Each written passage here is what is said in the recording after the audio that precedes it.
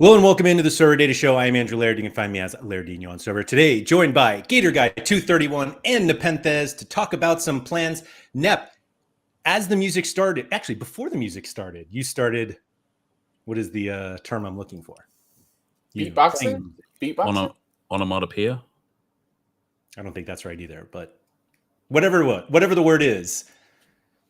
Did you notice that, I don't think anybody's noticed this, but I basically now use music by day instead of by guest. Ah. And the music you just heard is actually Wednesday music because we used to do the show on Wednesday, but today's Tuesday. But I was like, I don't know how Nep will react to different music. I like all of the intro bits of music. So, yeah, I'm about it. It's one of my favorite show of the whole podcast is a little like 15-second snippet of music. So you're a content guy. I considered going to one piece of music for all 5 days. What do you think? If it's like elite, yeah, just right? Absolute banger. Yeah, because then you will get like people will start like subconsciously associating that with you, and so I'm about that. Yeah. So I feel that, but one person's banger is another person's. I don't know what the opposite of banger is, so I may just keep it. But anyway, thank you to everybody for coming in. Limpy was first in, looks like 2.5 hours or 3.5 hours early. Way to be. Arthur, imagine winning a podium, and Kev heard 108 minutes early for the podium. So congratulations to you three. Tuggy says, imagine planning in Sorare, which sounds like a Tuggy line.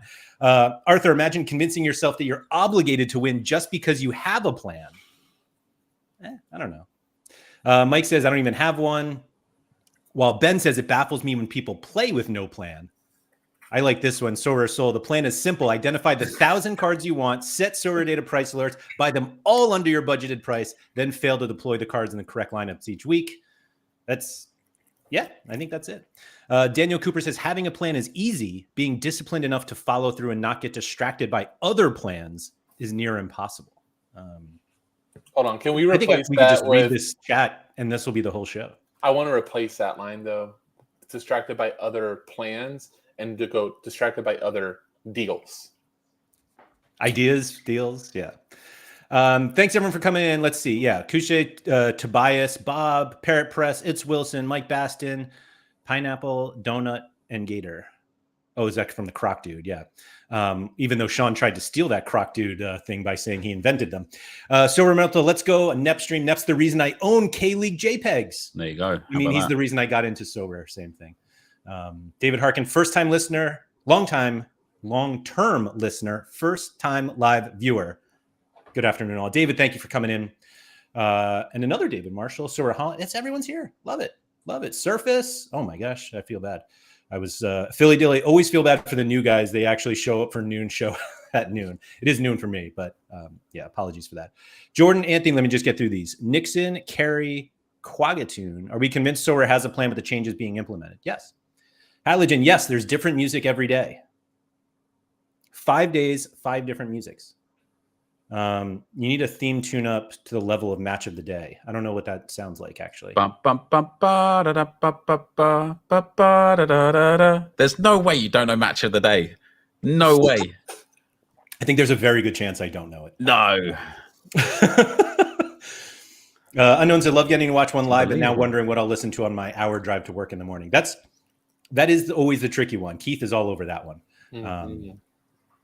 Get some free music from Stish from the intro. I considered that. Well, actually, let me rephrase. I considered like buying music from Stish, and then the Sorare Ramble guys, I think he did their music, and I was like, man, should he just do the music for everyone? Or is he tainted now that he's done it for somebody else?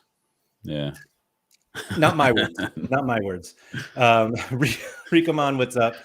I haven't figured out if this was Petter or Peter. What would you guys say? Petar. Peter. That wasn't even an option.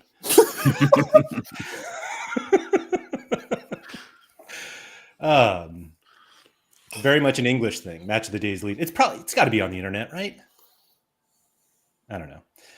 Joe says planning is satisfying, but shooting from the hip and landing a decent reward is pretty sweet. I do love a good hip shot. Can't wait to hear Keith have no idea what he's doing. It's from Sean. You say that every week. This is not new. You can't wait. Anyway, thanks everyone for coming in. Keith actually had a very specific topic for today. I did, like a week ago. Yeah. And he was like, and we were like, let's talk about it next week. And then it was like, hey, Nep, get in here. And so, Keith, I'm going to let you explain kind of where the idea came from, or not came from, like what the idea is, and we'll just jump into it. Cool. So we changed the title because Laird put this line. I'm like, this is so much better than the title. Let's do that. But it was essentially, do you have a plan, stick to your plan, make buys that only are part of your plan, or do you actually have fun and and say F the plan? That looks like a fun deal. Completely buy the guy with no plan at all. That's how you end up with a Hugo. I never can say his last name right. That's how you end up with, yeah. You end up with his super rare for like your third new season super rare when you don't have enough to play. Like, or do you go by the deal? And as probably a lot of people know on this show, I am driven by the deal. Do either of you just go to the marketplace, maybe you use a filter or something, and you just look at what's out there and you're just like, oh, that's not a card I need, but that's cool. I didn't know he was that cheap, and you just buy it. People I don't even want to ask you because I know that's that? how you buy every card. Nep, how much are you drawn by that? I prefer to be drawn by looking at somebody else buying a card cheap and then getting angry that I didn't buy it. Ooh, because it's cheap, right? That's yeah. Like, there's so many times where I'm like, why did I not buy that guy? Because this guy bought him and he's well cheap. But I tend to buy players, like I bought Marchizin, the ex-Porto goalkeeper, because he's moved to Brazil and it looks like he's going to be number one there. Looks like. Yeah, because he's like playing in their what's their first one called, like the Apertura or whatever. He is their number one in that, but it's the one that's but it's the one that's not scored. So now I'm sitting there and I thought I was being a genius, but now because they're in contenders and you can get like rare goalkeepers for like $3 now in contenders. Is Brazil not in contenders? Oh, it's okay. So like $8 for a rare goalkeeper then. It's like I'm now sitting there like, okay, I've actually made a huge mistake here. So I want to, as you were just saying about the deal thing. So this happened like Thursday-ish, but Laird, after, I don't remember what stream it was. Was it? I think it was ours with Surf. You're like, we brought up like the show super rare, and Laird's like, yeah, I really should get a show super rare. I'm like, why don't you just get an Eduardo super rare?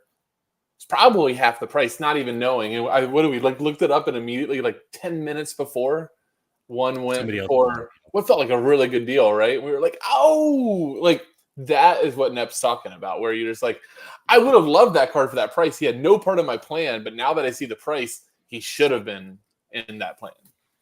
The thing is, though, had even one other person been interested in that card, it could have been like 2x what they paid for it in the first place. The amount of times there's been a card where I'm interested, I'm like, okay, it goes down to the last minute, and I'm like, if nobody bids now, we're in Green Street, right? I'm going to get this card for like $60, and then before you know it, it's like $105 is the bid, and you're like, I feel committed now. I could just let it go, but I'm so committed. I'm like, let me just overpay on this guy because he's about to have like hundreds. Over 100. Yeah, there you go. The yellow max bid, baby. That's not true. The max bid thing, like your max bid is always maxier than what you thought your max. No. It totally depends on the type of time of day. There's a sleeping max bid and there's an awake max bid, and the awake max bid is always higher. There's a third max bid though, Laird. There's the I'm watching the auction. My max bid is no longer winning, and I don't know. For me, it's like if I'm actually watching the auction, it's if I'm like 20 seconds left, and now I have felt the euphoria that the card was going to be mine. Like I'm like, oh man, I got the guy, and then somebody bids me up. Pardon the French, but I'm like, fuck you, another one, and then their bid's higher, and then all of a sudden you clicked again. You don't even know what happened. Like you're like, my max. I'm already $200 over my max bid, and like, when is this gonna stop? And then you've already clicked again. And lately, I still am not getting them, even after I'm like 2 or 3 above my max bid. I think the problem is that the term max bid is flawed. Yes, I was going to call it unfair, but flawed is fine. Like it's the most that you're willing to pay for this card hours or days before the auction ends. And then once you get to the end, then you really know what your max is because it's 3 bids behind where you were. My other favorite thing about the person who outbids you is that you then hate them forever. You remember that name and they'll send you an offer, 2 years later and you're like, nah, I know you. Even though they're probably somebody who is overpaid, but you're like, no, I'll never sell to you. You have a list? I have like a couple. Yeah. I don't bid on auctions much, but there are definitely names where I'm just like, I want to see Laird's like private SD manager list because it's all of those guys. And he's just hoping he sees some of them that have got now galleries that are worth nothing. He's like, yes. He's like, that's one down. I told you that. Just praying for Opta downgrades for all of their players. Yeah. Look, Sean's on your side here, Laird. He keeps receipts as well, I guess. Mm-hmm. That surprises me. That surprises me. The overbidding isn't what surprises me the most now. It's the auction buyers, the instant buys. Like, can you believe somebody paid £100 for Denny Bouanga's limited on instant buy when his rare? Okay, it's old season rare versus new in season limited, but his rare was only like £180. I'm like, at that point, that you surely have to recognize that you are wildly overpaying.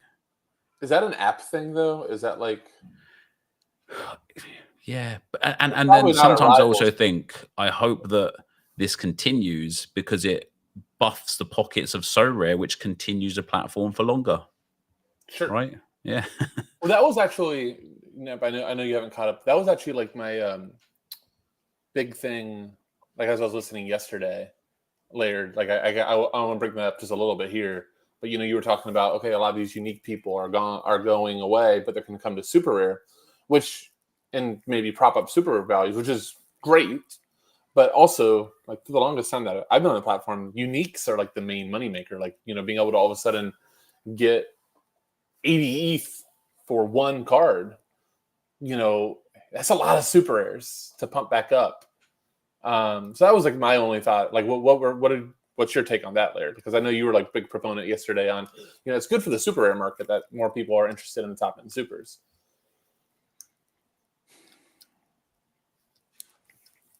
I want to say that like the top uniques are still going to be pretty heavy in terms of price.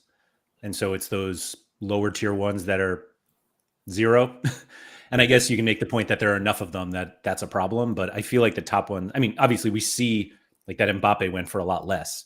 But I think they're still going to be the most expensive cards on the platform. Right. I mean, they have to be. I mean, an Andre Blake unique. I mean, I don't follow unique. I just happened to flag that one just out of curiosity. It just went for $7,000, which doesn't seem bad at all.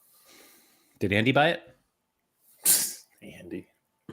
The thing that bothers me about uniques that also bothered me about super rare and why rare pro or rare plus or D2 or whatever we're calling it these days was so like enticing is because it has never been value to get, like there's never been good value to move up the divisions really, what beyond rare plus.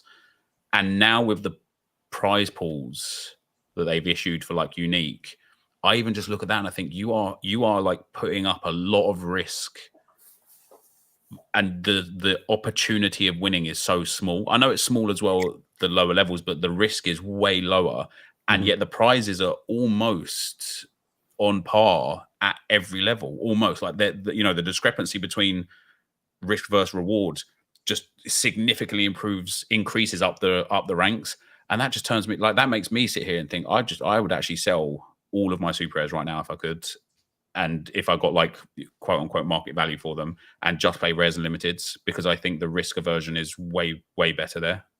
Even at super rare level, you think that? Yeah, I think, but there are some cheap super rares, but yeah, there are some like real cheap super rares, but I think the like I don't know, I just think like you're competing against people that have got great super rares already.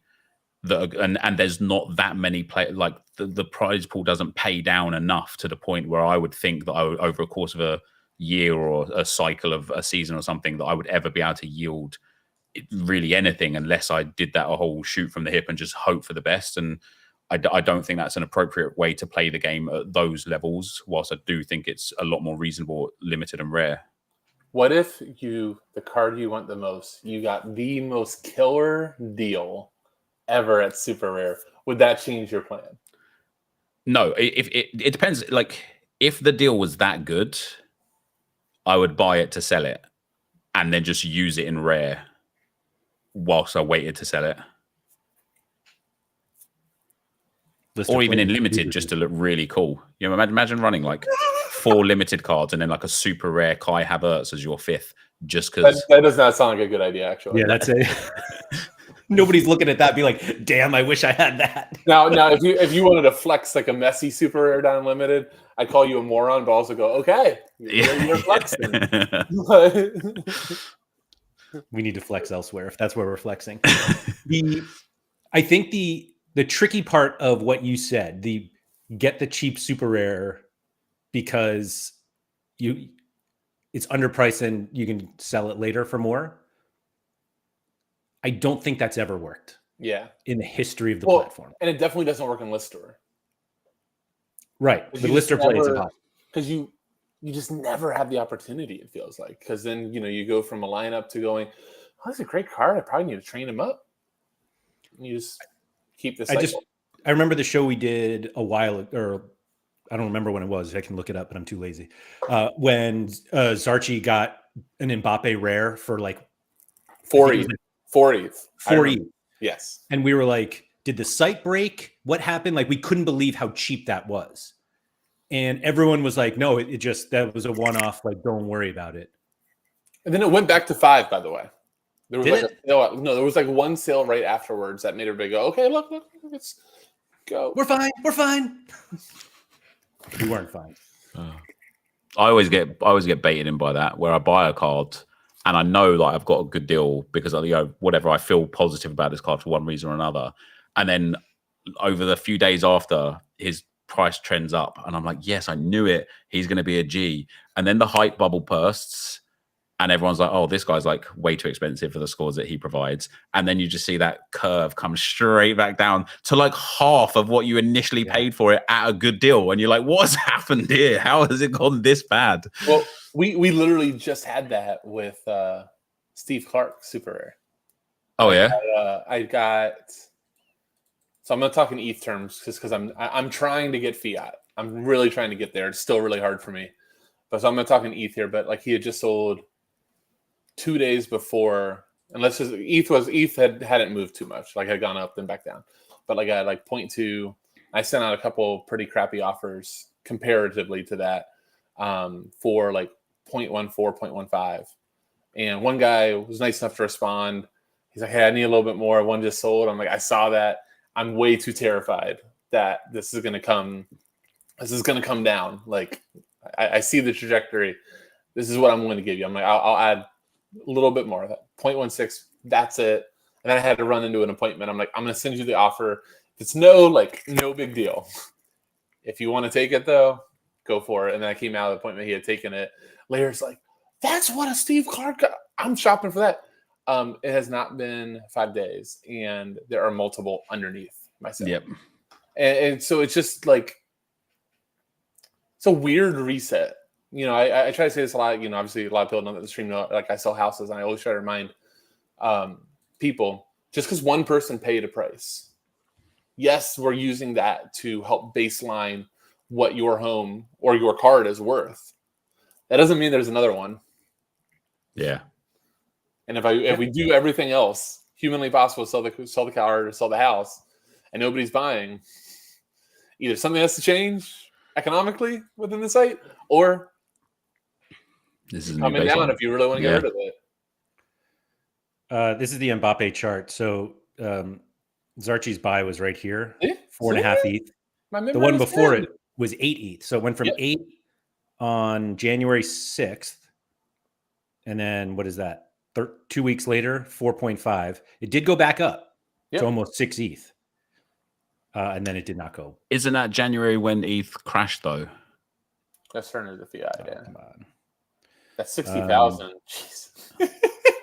Oh, wait, hold on. That's wild, isn't it? No, this way. January. So this is his. $7,000. So. Yeah, it's still low. Yeah. Yeah. Although compared to now, it's actually it's great. Yeah, it's pretty good, to be fair. Do you think, because I was trying to like there are so, like, even stars now are so affordable. You know, is it because there are just so many players that score that level of points on the site, and people are just savvy now to the fact that you don't need an Mbappe when you can just buy insert next guy for 1/10 the price that will give you the same return? I think the new structure kills that, no? Like, how many champion Europe forwards are you getting Mbappe's scores with? I mean, you got Mbappe, you got Kane, you got, like, look at the Arsenal forwards, they're brilliant, like Jesus and Martinelli, like, they're both brilliant, you know. There's an easy way to do this. Griezmann, like Vendras just said, that's a good call. That's the list. But I guess that proves your point. Yeah, like, quite literally, yeah. So, like, and okay, what's priced in? Take off the age range, Laird. The thing that's priced in as well is the fact that this is it for last 40. And what's surprising there is how cheap Harry Kane is compared to Mbappe, because his credentials as an individual are very, very, very good. Okay, even when he was playing for Spurs, they might not be winning titles, but you don't need to win titles to score 100 points in a game, right? So they don't win titles at Bayern anymore either. Yeah, exactly. Yeah. So what makes Harry Kane half the price of Mbappe? He's old. He's in his 30s. He's older. Well, let's also not discount. I mean, I guess Harry. I was just going to say name, because Mbappe is always just considered the holy grail of cards. But, you know, Harry Kane's up there too. But, you know, I do think there's always cards on this platform that are always just overpriced because of the name. They are. Yeah, just, you know, how cool. Nobody ever says, man, once I've won a Harry Kane, I've won this game. Could you imagine? That's when we leave. Kane's L40, similar players, Mbappe, Griezmann, and Son. There you go. That makes sense. But I think that's the point, is that, like, Cecina doesn't fly anymore. When you're like, I'm not going to get Mbappe, I'll just get Cecina. Right. Yeah, not now anymore. But, I mean, you'd surely, like, wouldn't your use of funds, instead of having Mbappe, wouldn't it be better to have Kane, Griezmann, and Son? Yeah, you could have all three, yeah. Yeah, it's a much better route, for sure. And I think, like, a few years ago, I don't think people were kind of, like, looking at that. They were just looking at Mbappe being like, look how much he's worth. Like, I want him. I think the U23 played into it with Mbappe. Yeah, it would have done, yeah. Daniel says Vinny being so much cheaper than Mbappe is weird to me. They're not that comparable. No. As somebody that won a Vinny and wasn't that happy about it, they're not all that comparable. I think Parrot Press's question is interesting, because I know, Nep, I would love to hear your opinion, because we haven't had you on or talked to you nearly enough since all the changes and stuff. I think, Larry, you're with me. Like, winning cash is a little less fun than winning really fun cards with that aspect. So, you know, Parrot Press question: do you think the percentage of people playing? The percentage of people playing for a cash over card reward is the highest since launch. Has to be, right? No, you don't think so? Didn't we just go through like a year of people only playing thresholds? Yeah, I think. True. Yeah. Sure. I think whether or not you find cash or cards fun as well is largely dependent on where you are in your journey on Sorare. Like, right now, I'm so happy just winning cash constantly. Sure. For two reasons. Number one, I can buy who I want rather than get given who I'm told. And number two, it gives a genuine, like I've actually built up a really healthy cash balance now over my last 4 or 5 weeks and I'm just sitting there and looking at it. Do you know why I'm looking at it? Because I'm winning cards, which is actually nice. Like, it's good to win cards and win cash, but yeah, winning cards.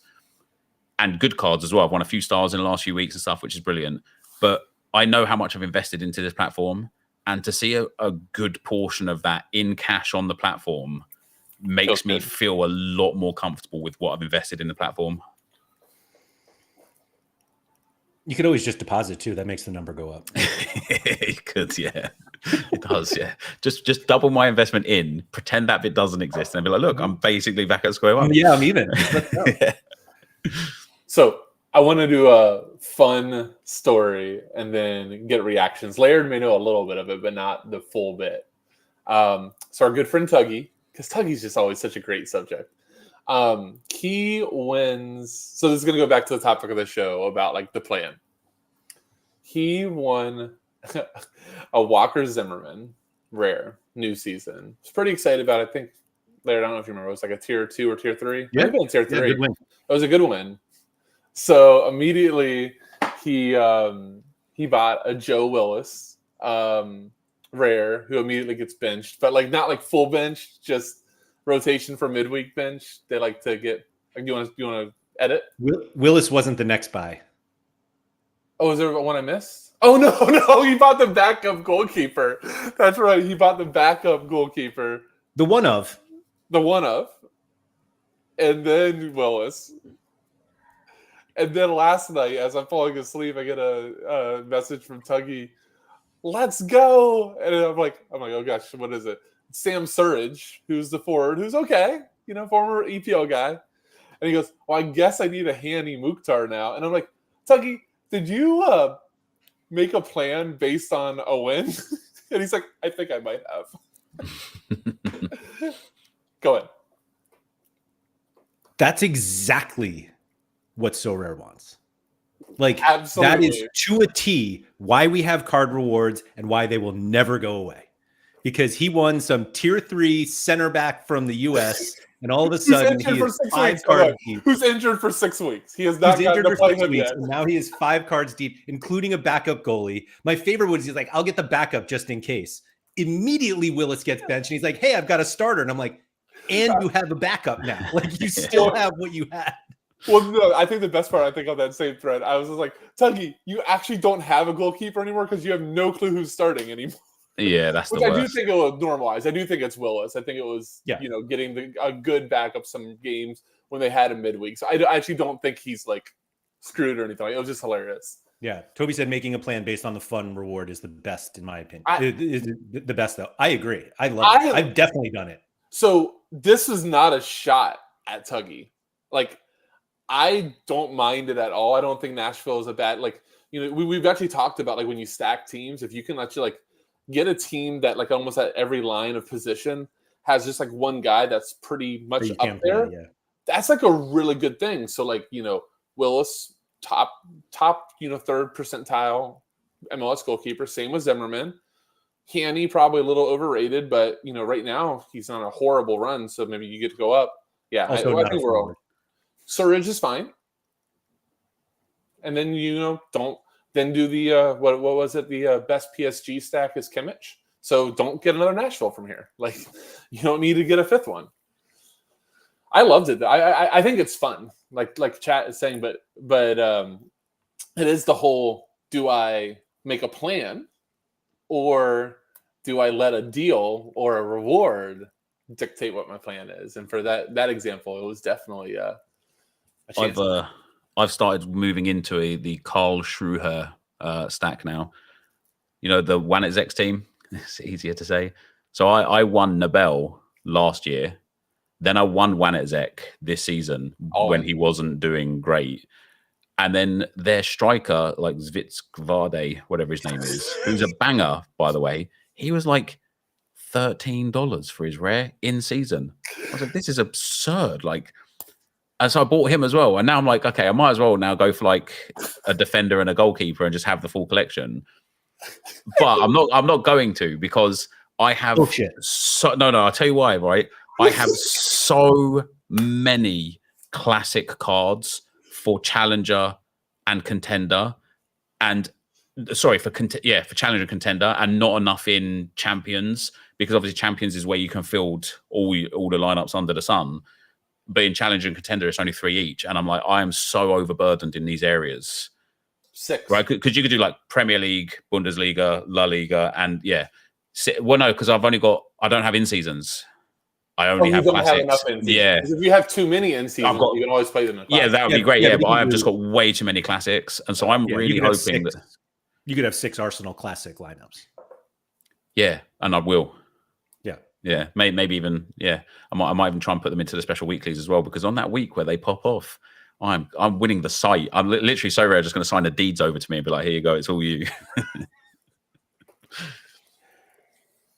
But yeah, so like all of that stemmed from winning a reward. But what, that's a Tuggy. You just did the same. One of the things, but even with Tuggy winning a Zimmerman, right? One of the most painful things I find on So Rare is winning a reward that used to be a star. Because you're like, I've won him, like, Zimmerman. When I first joined the platform, I bought a Zimmerman for something crazy, like $1,500. Right? It was like, he was absurd priced. Now he's probably about $7. Well, see, I think 31. How dare you? Sorry. No, I think that's actually a good example. Like, that's ultimately probably where things are going to keep evolving, though, because the line between dust, to go like Dusty, to off injured but still has like legs where he could be okay, is really hard. Yes, Laird. Just a quick little trivia for you two. What do you think the most expensive Walker Zimmerman rare card sold? It's absurd. It's literally like an Mbappe chart. There's like one way too high up there. There's actually 2. There's an auction, and then a secondary went higher than that. If it's me, the boy, please don't show it. It's not you. Fiat or you? How are we doing this? Whatever you want. Oh God, I'm gonna go. I'm looking at fiat here. I'm gonna go. And I'm looking at dollars. So I'm gonna go ETH if it's okay. Sure. And I'm gonna go 3 ETH for rare. Thankfully, you're not remotely close. Way too low. No, way too high. For $100,000. So it's actually different ETH and fiat in terms of the all-time high. The all-time high ETH is 0.69 for a rare card. Oh. The all-time high for fiat is $2,173. Okay. Actually, was that the same price? Can we do a more fun one with a screen share? 2,179. Is that what I said? By Roxy. I want to do a more fun one with a screen share for Nep, because I don't know if he's going to know this name or not, and I want it on the screen.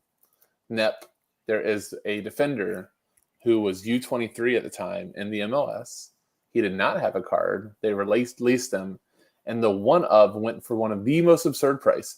The guy who you may, you can type it in as I'm doing the little pump up here. The guy is somebody you may not know. He's actually in the English 2nd division, I found, because I have one of his cards as a rare. His name is Donovan Pines. Would you like to guess the Sorry. He's giving it away. He's giving it away. I saw it. No, you just saw there's one that's absurd. It was like $2,000, wasn't it? Yeah, it was No, just do ETH. Just do ETH then. Just do ETH. No, I'm saying there were a couple that went that high. Well, I mean, the one of, and then everybody was just like 1.074, 0.959, and then 0.565. And show the scores now, but when he started in the last year. That's actually, they're not horrible, are they? See, so one of the things that when I messaged about coming on the pod, one of the things that I wanted to talk about, maybe we could do that next week or something, is expectations of winning rewards in the new division format. Because I genuinely think that obviously we'll only be able to learn this when the gameplay comes in a couple of weeks. But I genuinely think that you can farm rewards in the lower divisions with players like Donovan Pines. He is a prime, people seem to think that if you don't have smashers now, you're never going to win anything. But I honestly believe that, you spoke about previously, Led, on a podcast. I can't remember if it was the one on a Fridays where you did it by yourself or with somebody, where you think Division 2 and 3 will have higher scores than Division 1, which I absolutely agree with. But similarly, I think Division 4 and 5 will have horrific scores because people will have DMPs in. People will there'll be the divisions where people just haven't done their research on if a player's suspended or injured or something like that.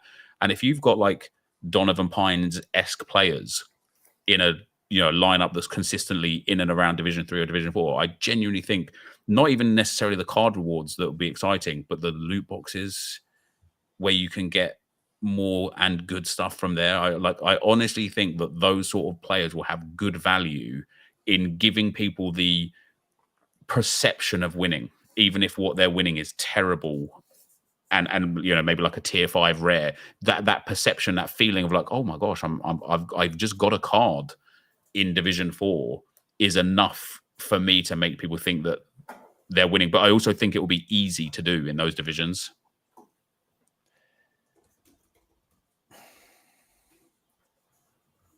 I just don't think the rewards will be good enough for you to want to do that. Because you're just getting another Donovan Pines-esque type guy back. But isn't that like for low budget managers? Because a lot of my community have been complaining that as a low budget player, they now have no place. I'm like, this is literally for you, right? And so you would want to keep as many of your lineups as possible in a low division. So if you have a lineup that's in like Division 4, let's say you got 2 in Division 4 and 1 gets promoted to Division 3, go and put your terrible lineup there so you come back down to Division 4 the next week while still playing a lineup in Division 4. So if you spend still $100 on a rare classic lineup and you win, even if it's a tier 4, that's an in-season tier 4. Like that has reasonable value. Where over the course of a whole year, again, if like the way I look at this game anyway, with ROI perspective, I think getting 100% ROI on classic teams in those low divisions is going to be really easy to then build out and flesh out classic teams in all different, like, in contenders, in challengers, in champs, in all of the individual champs, and actually play the game as I think Sorare intends it, to collect and build a gallery because it makes sense rather than to hope to win an Mbappe.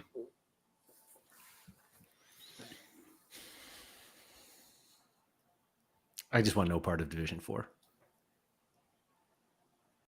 That's the only way I feel of it. Like, I want to be able to win the best prizes possible, but I guess I understand your point. And I do think that the scores in Division 4, actually,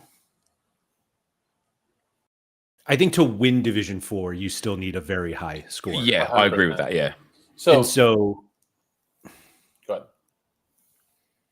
I'm just not sure I'm not sure it makes enough of a difference between 4 and 3 and 4 that you actually want to be in 4 over 3. I think I said that right. I think when you're playing, when you're talking about like the Donovan Pines level of card, how much is he right now? Like, well, he doesn't covered, so doesn't right. He's a bad example for now. Oh yeah. I mean, Sean and Laird used, God, what was the guy's name yesterday? Somebody's put Corbo from Montreal. Yeah, that's probably a half decent example, assuming he has any upside. I have him on. He's a star. He's a tier 3 in limited and rare. So. Tier 2. Jeez. What are we doing? Those first type of auctions always screw stuff up.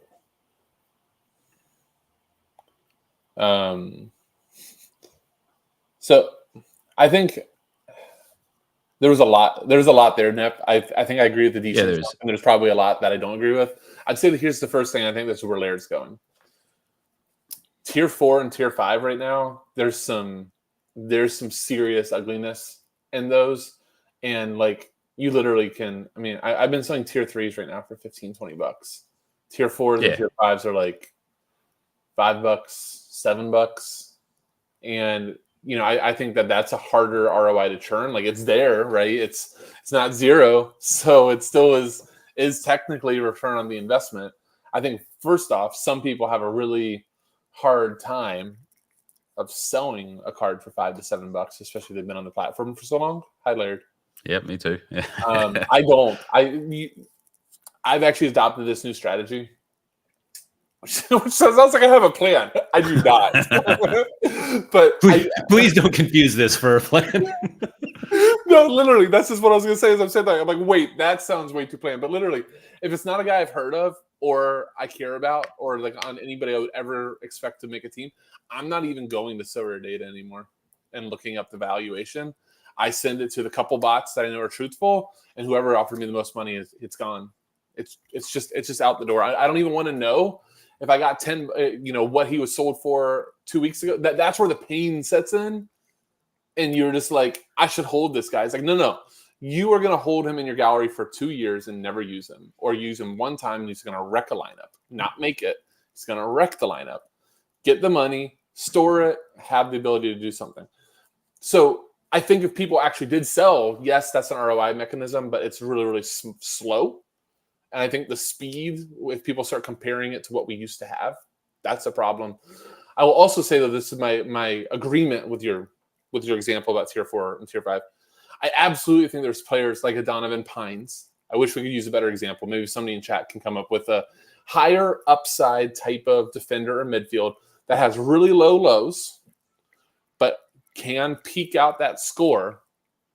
There is a place for those guys because if you get them in the nut matchup, like that makes sense. Yeah, like that can be a guy that I can store that can go 100 or he can hit 20. And hopefully I can figure out the correlation to when he's able to get the hundreds. He's probably at home. Probably first place. I was going to say, whatever home game it is. But, again, I think Nep's talked about it, or, a couple other smarter people than I've talked about it. You can get these like middle of the line Bundesliga club, Wolfsburg, Augsburg. I don't know who else in the middle. And then they play that terrible team that like is allowed like 60 goals.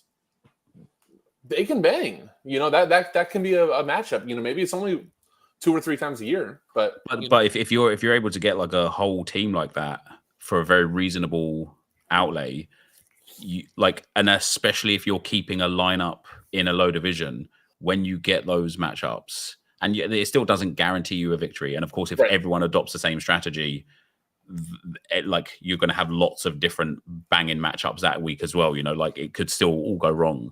Nobody's adopting that strategy. Yeah, that's too much work now. That's too much. No, it is. Yeah, it is. It's too much work now. Like I think the majority of the community, myself included, like I was actually thinking about this morning. I think that's what I miss most, and maybe I just need to go back to it and say, F what the cards are worth. This is a mechanism still. I need the money involved to keep me interested, but it is a mechanism for fun. Like that's why I still play Sorare, because I enjoy it. I enjoy the strategy. Even though the upside's gone, maybe my plan should be doing what I used to do that I was very successful with and had a lot of fun, which is planning for matchups. Is like going like this, I'll give away one. Orlando City home to Austin this week, with Orlando City coming off of multiple bad losses, a lot of people panicking. That's like an all-time bounce back crazy spot. Like old me would have been swooping up some Orlando City new season cards and going like, this is it. Here's the plan. First week of the new cash competition. Boom. I'm good. I'm willing to accept a $50 to $100 loss on these guys to give myself upside for first. That's how I used to play Sorare, and I had so much fun doing it, like the specialist and underdog type of format. I kind of gotten away from it. I will say this though, like if you're like planning game weeks, like you were just talking about, like build up the depth of your gallery, and you're gonna have all those type of players, you better do like layered spreadsheet type of thing where you make sure that 2 of your shit players aren't in terrible matchups that completely wreck 3 of your all-timer matchups. Yeah. Like you can't do that with bottom level tier 3, tier 4 type of players. You got to make sure they're all 5 nut spots, 5H, nothing less, no A's, all H's. And I think that's different than what Nep was talking about, though. Like that's not the lineup you're worried about in the lower divisions.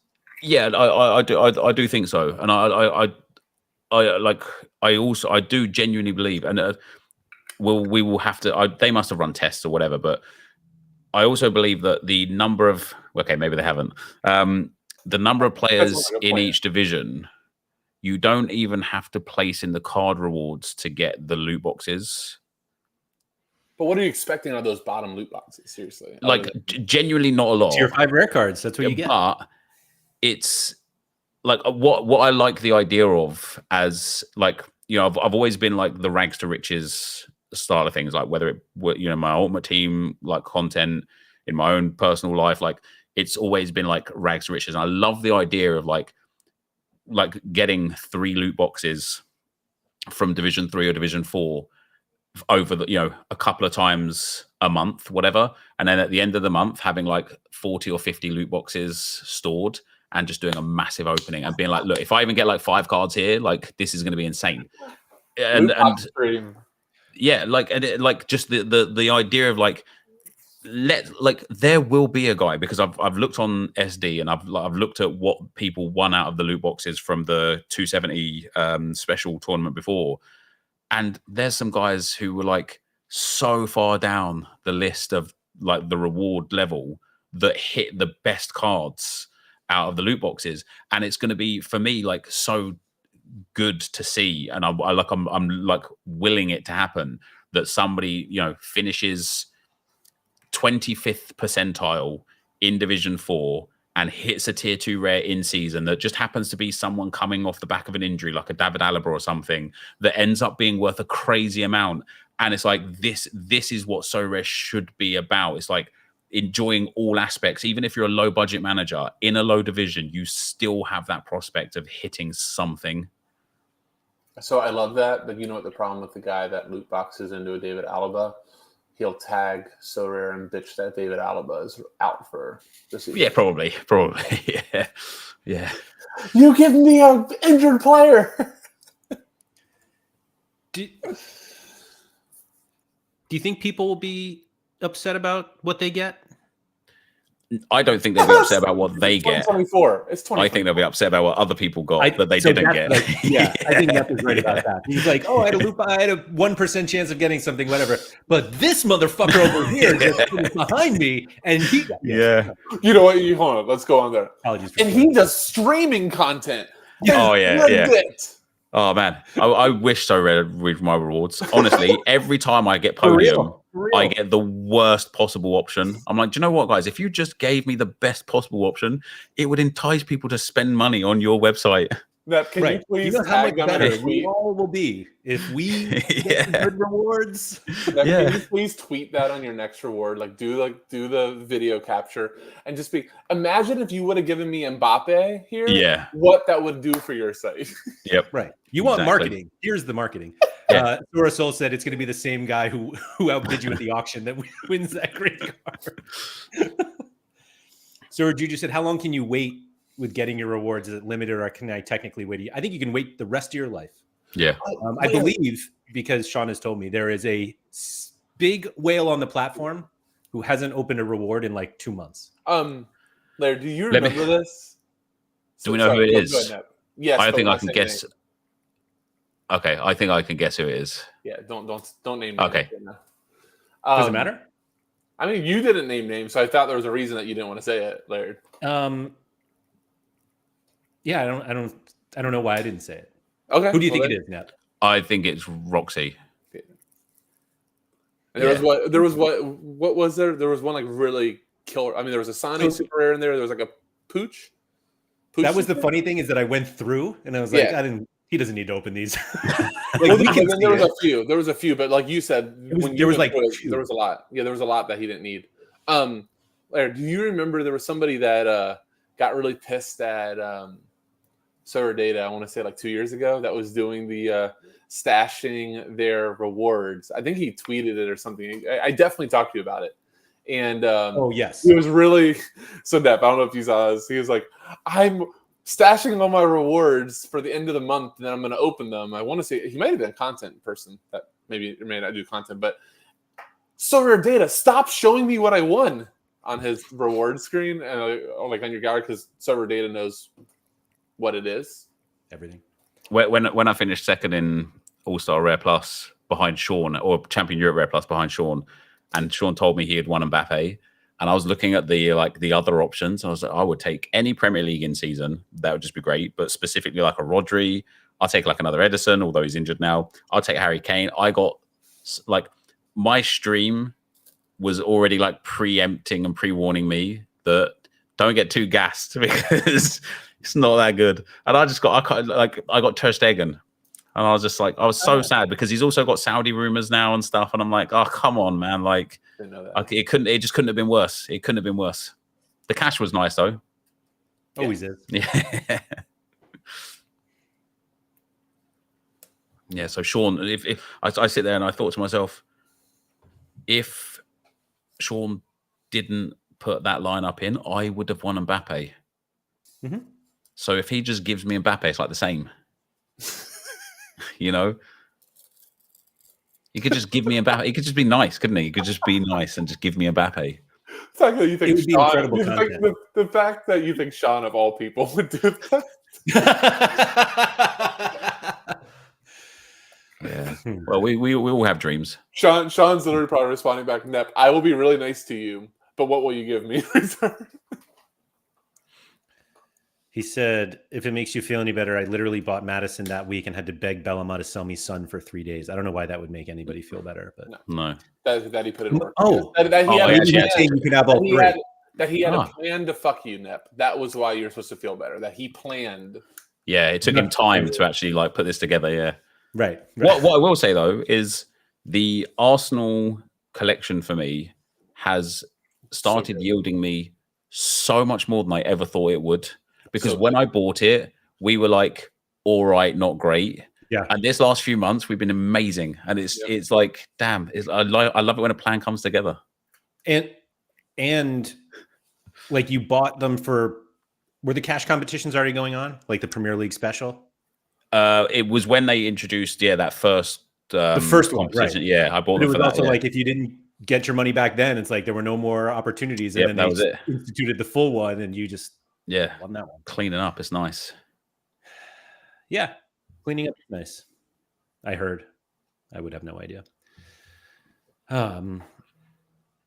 Service said, I noticed lately is that it's hard for a lot of the current user base to enjoy the strategy/fun aspect of the game with how much prices have crashed.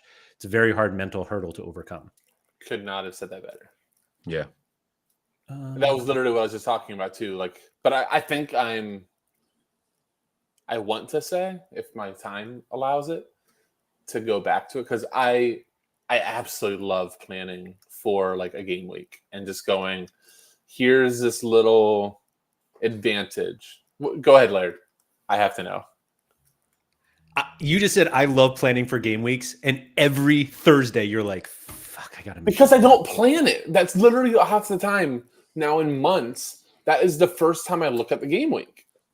And I'm starting to make, I think because my gallery has so many cards that I'm just going to naturally have at least 2 to 3 lineups that go to the top that, have the matchups that I want and things like that. And more often than not, it's kind of there, but they're still not like the best plays. But, when I kind of, it's going to sound really bad, but like was making my like ascendancy or my gallery was approving or my results were approving, I was looking for spots and I was buying a guy for this game week, like 2 weeks away. That's when everything was going to line up. And like my best super rare had the best matchup. So now I just need a really good rare midfielder because my guy I have Gil, but he's away to LAFC or something. You already knew. Hey, shout out to Sorare Under for giving me proper what was it? I was the disciple, the proper home. The brand is strong, Laird. The Sorare gods contacted you directly with that. If anybody has not watched that episode of Sorare Under, that is just like one of the most quintessential must-watch Sorare episodes. If you just want to go back to just like escaping Sorare strategy for a little bit and just have fun and laugh, and definitely as a listener, I went back and watched it just to see them in their wardrobes. Amazing. Just a must watch for everybody. So sorry for the long plug, but that was just so good. It was great. So good.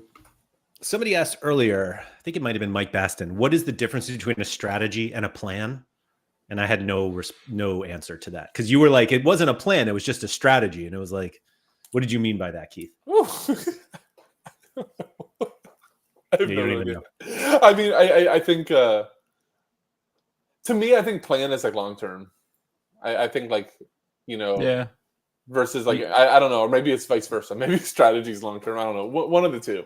I think you could have don't- like planning a lineup or lineups for a long period of time. You'd have to have a plan for what you put where would go where. But I think a strategy would be like buying backup goalkeepers to sell Sure. when they go up in, like, when they become first choice or whatever.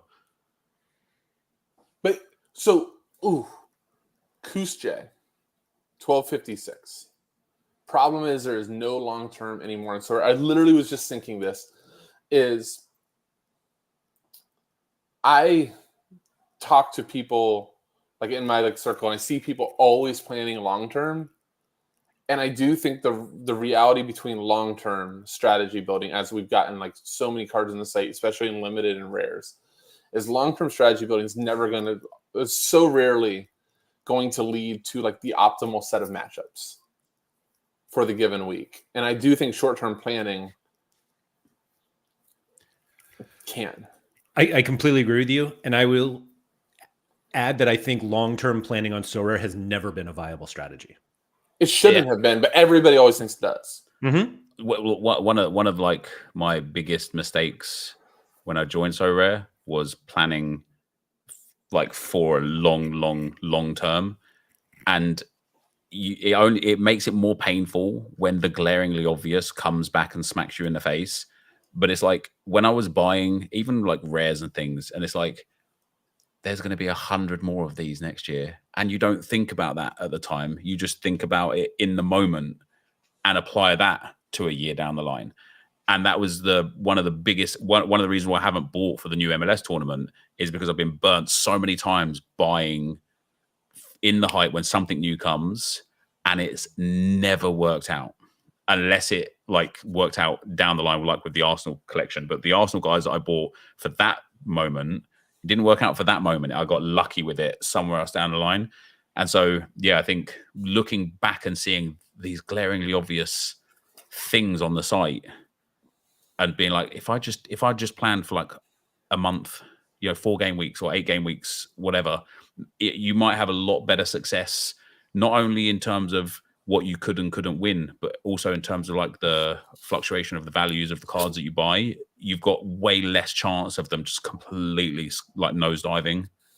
I think the biggest problem with planning long term is that everyone's expectation is getting the returns to pay off that long term plan in the short term. And so when it doesn't work in 4 weeks, you're just like, this site sucks. It's going to zero. Oh, they're just stealing from me. And it's like, did you buy this card to play for 4 weeks? You're like, no, he's got 10 years of eligibility. He's only 17 years old. I got U23 out the ass. And then you just complain that it doesn't work.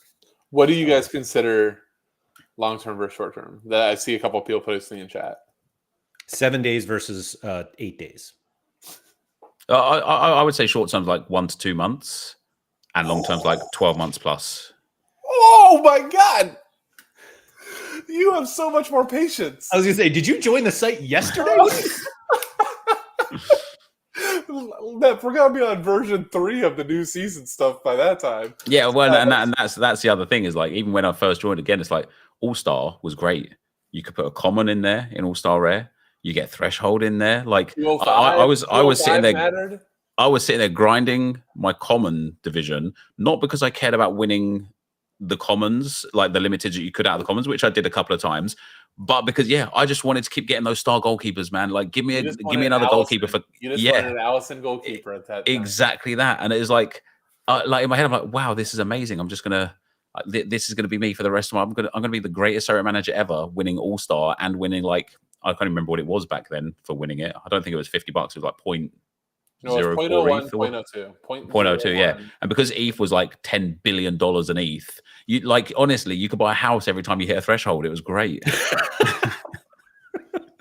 Laird, I'm passing it back to you. Short term, long term. Don't say 7 and 8 days. I think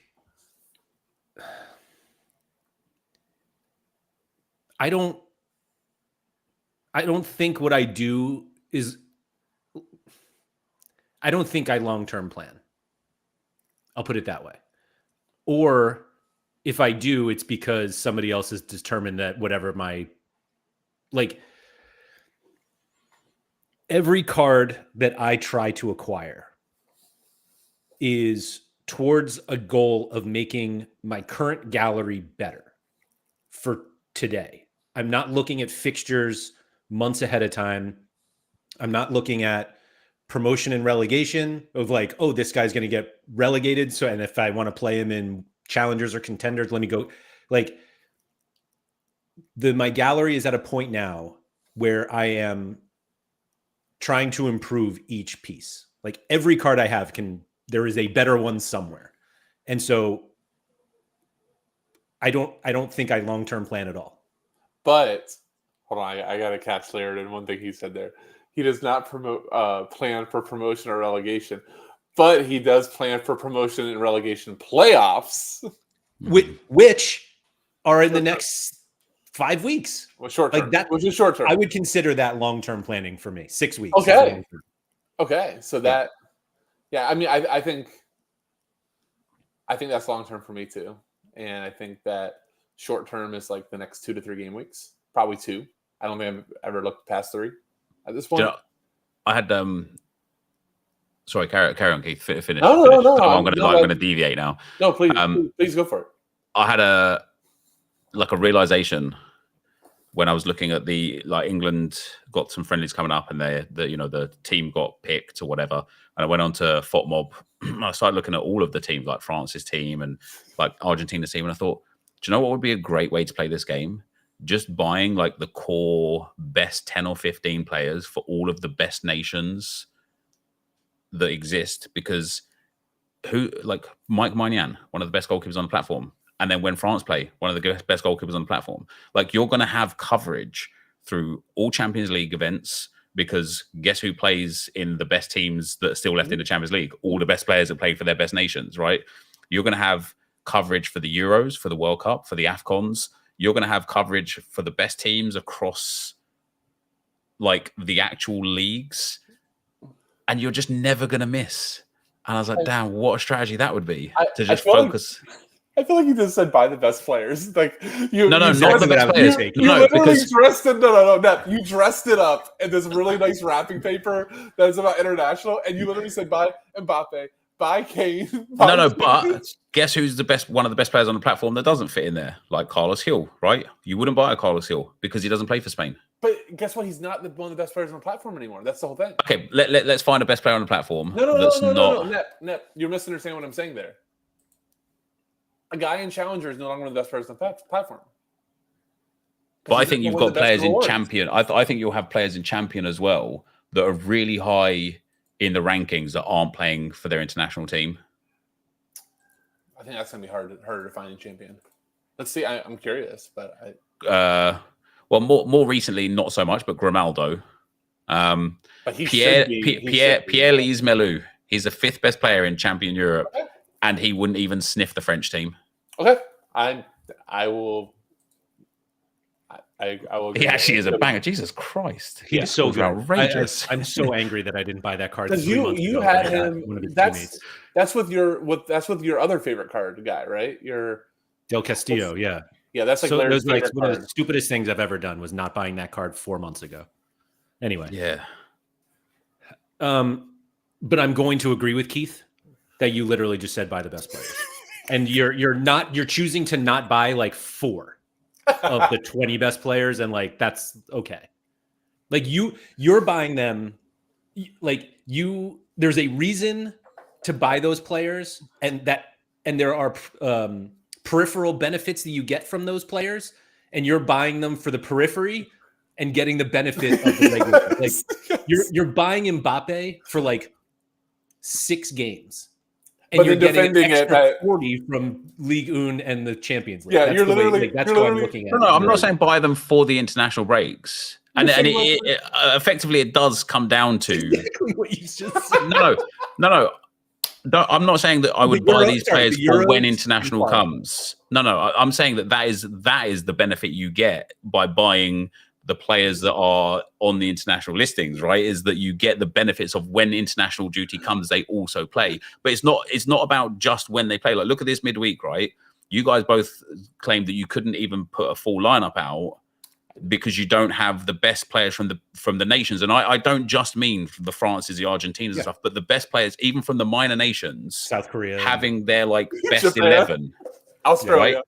Yeah, but like look at if we look at Estonia as the like easy for me because I have the Estonia like the goalkeeper.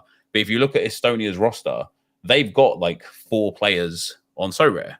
So buying those 4 players that play for Estonia and having those, so when these game weeks come, or Georgia exactly, like I'm not just talking about the Frances, the Argentinas and stuff like that. I'm talking about like the whole international roster, so that you've got like.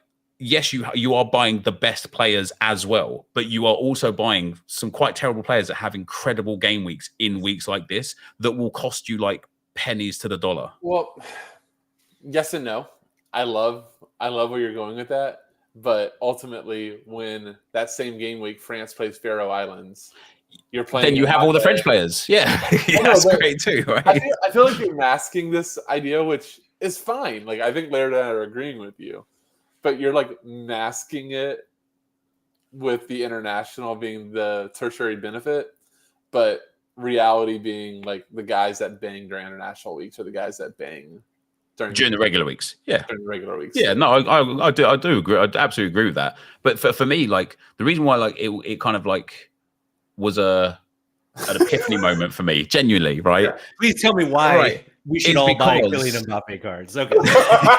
No, it's because please my whole Sorare journey has been trying to find the underdog that scores well, right? Like it's trying or like appreciating the Haneys and the Carlos Hills and such, or the Cecinias, rather than just being like, let me just go and buy, maybe not a great idea now, but Jude Bellingham, or let me go and buy whoever like I don't know, like who's like a mid-tier nation that still gets like easy matchups in like qualifiers and stuff. Like, let me go buy their best like attacking midfielder because they're going to give me the same outlay in those weeks. Like I just never looked at it like that before.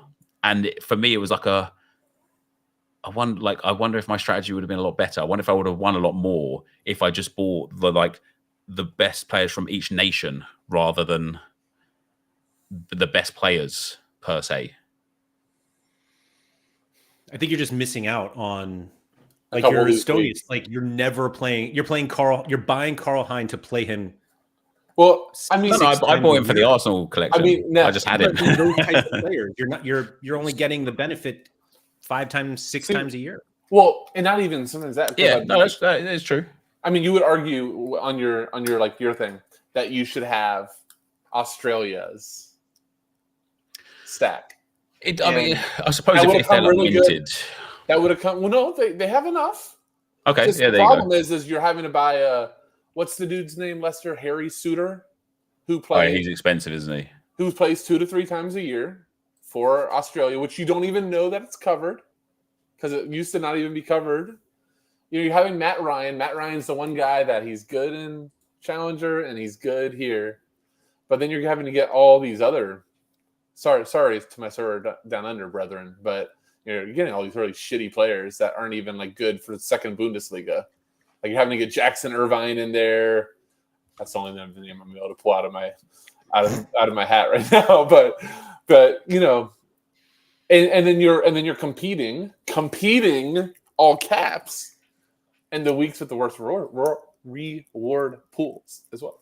Yeah, that is very true. Part of it. I even didn't look at like. I couldn't even care less about where my teams finished this week. I think your epiphany, Nep, is you should go buy Kylian Mbappe, Harry Kane, Jude Bellingham. Yeah, but they don't. They play for 1 for France, 2 for England. I don't want that. All right, so just go buy. Well, no. You said to have all the countries, so go buy the whole England all and their teammates. Yeah, exactly. Yeah.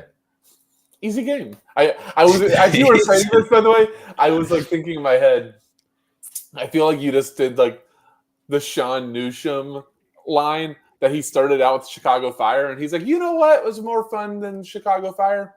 Kylian Mbappe, Joshua Kimmich, Harry Kane. It's like literally the same trajectory. I completely I appreciate the fact that it is very much along that line of buy the best players, right? Like I appreciate it. Maybe I just did a terrible job of explaining what I actually meant, because what I actually meant isn't just go and buy the best players. You were talking about like he said to buy them and Nigeria. also to play them. That's what he meant. Well, no, I think what you're trying to cover is like the obscure nations too. Like not even just that, but even like in some of like the top end nations, you still have some players like Lise Milou, right? Okay, maybe he's not playing for France, but you'll have somebody in France that is playing for France, like Rabiot, who you wouldn't associate as he's a best player on the platform, because he's not really, but he plays for France all the time. He plays well for France, and he does play for Juve all the time and gets some really decent scores. So when we look at the new system, especially like if you can get like a Rabiot, I feel like his in season would be a lot more affordable than say I don't know, Griezmann's in season. So now all of a sudden you've got an in season French player that you can put in to your Division 3 in season lineup, rather than the Griezmann that you'd want in your Division 1 in season lineup. So there was a few more layers to it, but yeah, ultimately like buy the best players. I'm gonna save you here, Nep, because we're buddies. But what you're save me? You've just thrown me under the bus for the last 10 minutes. You're saving me now. Come on. Now I'm just gonna, after I beat you down, now I'm just gonna help lift you up. Thanks, man. I do appreciate that. No, you're talking Denmark. That is the exact team to like. Yeah. I don't even know who they're playing. So I'm sorry, Laird. You better go hit buy now as I'm talking for the next 30 seconds. But you're literally talking. What was it? How many months ago? 6 months ago, when Denmark had San Marino 2 times in like 2 stands, and you're buying Christian Eriksen, who's bench at Man United. You're buying Joachim Andersen. Joachim Andersen, who was good and hasn't been good ever since Tuggy tried to tell me to buy him. Yeah. You're talking, what is it? How do you say Højbjerg from Tottenham, who doesn't play, but smashes his face off for Denmark. You're talking, their center back is Kjaer, is the other one, who barely plays for Milan, but does well there. That's the type of team you're actually talking about. That's really good enough on the international stage, but all their best players might not be like the smashers. Yeah. It might not be the smashers in the regular season. Yeah. Precisely that. Yeah. In part, yeah. Yeah, that was part of it. Yeah, and like what Sorare Malta says is like way more intelligent. Is like looking in ahead and kind of picking them up a couple of weeks before they kind of like go on that kind of like power spike of price, because everyone has the same idea, rather than cursing them in your gallery for a whole season. But that requires like effort, foresight. Yeah, like and if you just bought them in the first place and just had them, that's it. You just play them when they're there. Is Sorare Malta asking us to buy guys without Sorare pick scores? Sorare data pick scores on them? Like, did we ever do that? Not me. The other fun wrinkle that Denarli brought up, we don't even know what the international game weeks are going to look like yet. We don't actually, yeah. $250,000 prize pools for mixed. Hold on. Yeah. Excuse me for the planning. You know what this one looks like. Go get to work. Yeah. Buy for the short term. This week. Oh, yeah. I know what this weekend looks like. Get to work. So we're also scouting. It's a brand new concept. Could you imagine looking ahead with that? I want to finish on this Parrot Press question. When, if you have these guys, does winning cards excite you, or are you just playing for cash? Meaning, when you have the elite cards, should you just play for cash at that point? Or this. I think I'll go ahead and mine, because I think everybody knows my answer, because I've said it a couple times here. I think playing for cash sucks. So the guy who plays DFS every day. Yeah. But you know what? I actually enjoy winning, and I also enjoy like the building process, and then like having something like to distract me. Sometimes it's all encompassing. But I think the silver reward, like when I won also Rare Plus, like it was the anticipation of winning cards that I would never dream of, like that I was like never buy. That reveal, like there's a reason why when you do these sort of reward reveals, you just click through the money thing real quick, and you don't go, as the reward reveal, here comes my $500. Like nobody does. You're just skipping and waiting for the card reveal, because that's sort of like the little anticipation is. That's my opinion. But ultimately those cards can win you stuff. But Well, part of that is that you know what the cash is already. Like you know what the reward is. Yeah. I know, but it's still there. There's no. Imagine if first place was like a mystery amount, like minimum $1,500, maximum $3,000. Then you'd No be maximum. interested. No maximum at all. Yeah, okay, a minimum. Oh, $1 billion. Click on it. Hey, I think you just solved the jackpot problem. Yeah, you can have a progressive jackpot that just keeps going above and above until somebody wins it, and it comes off of 0.1% of every sale on auction goes in towards the jackpot until somebody wins it, and after they win it, it just starts again at 0 and carries on. That's how you justify your max bid +1. Yeah, I'm just helping the prize pools. yeah, it's just improving the prize pools. There you go. So what about you, Nev? Or Laird, you go that one. Sorry, I was going to say, if they did that like mystery cash reward at the top, giving it to a non-content creator seems insane. Yeah, like we need to hear about it and watch it. Yeah, preferably one in Hold the on. US. So if Roxy won it, would he not know? He would have no idea. Well, he hasn't even unboxed like his Nothing. cash in it. Yeah, nothing.